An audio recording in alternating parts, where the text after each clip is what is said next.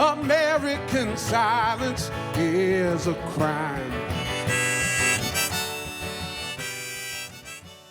What do you guys think the responsibility of artists is within these protest songs and these movements? I feel like you basically do whatever you're capable of doing emotionally. Some days I feel very emotionally available and vulnerable, and some days I just don't. There's protest in the art of songwriting, just like there is walking the streets. I try to make room for all of it. My name is Trevor Martin. I ain't doing nothing wrong. I was just walking home.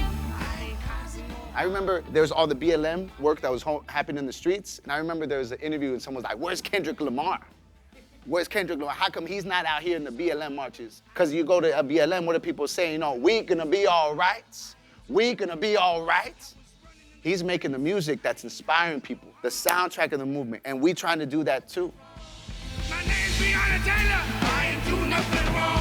I was sleeping in my bed. I ain't causing no harm. But it's not the industry standard for artists to be this outspoken about social issues. Was that a decision that you guys made before you went into music? Music was a gift and an offering for us to be a vehicle to be able to share our stories. Being homeless, having undocumented parents, a lot of people who are in the movement, right, who are doing justice work, is because we actually experience a lot of injustice. So sometimes when we could be on the streets, dope, we can. But other times, we gotta be making music because we're trying to inspire ourselves, our folks, our neighbors, and that's our role as artists. We gotta create the music. So where did it all go wrong? Why did it take so long? My music has become not a job, but something I feel like I must do, some sort of justice that I have to get out. If I'm not the best speaker, then I'll find the best way to sing the understanding. There is something to be said of like stepping back and looking at the greater role of music on culture, the way that it opens up new pathways in the imagination.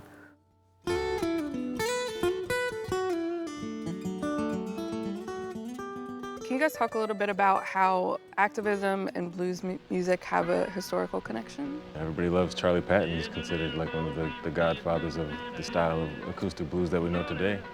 And he wrote so many protest songs about, about police brutality and about conditions of jails in Mississippi and sharecropping and all these things. The style of American folk music, of telling your own story, there's protests in that, especially considering the era that it came from. My favorite example of a blues protest song, I'm thinking about the foremothers of the blues, the women that made the blues. Bessie Smith, Ma Rainey. These are women who were born one chain away from slavery in the Jim Crow South. They started singing about sex. They turned their back on the patriarchy. These were women whose mothers had been slaves. And the first things that they started singing about was, this is my body. This is my life. These are my experiences. Like, these women were singing things that if they spoke it, they'd be killed for it. And that to me is protest. Music is really so much more than just entertainment, right? It's an entire language. Music can be the glue of a community, can bring people together, a rallying point, a point for excitement, a point of resistance. Music is this language that reminds us that we all speak the same thing.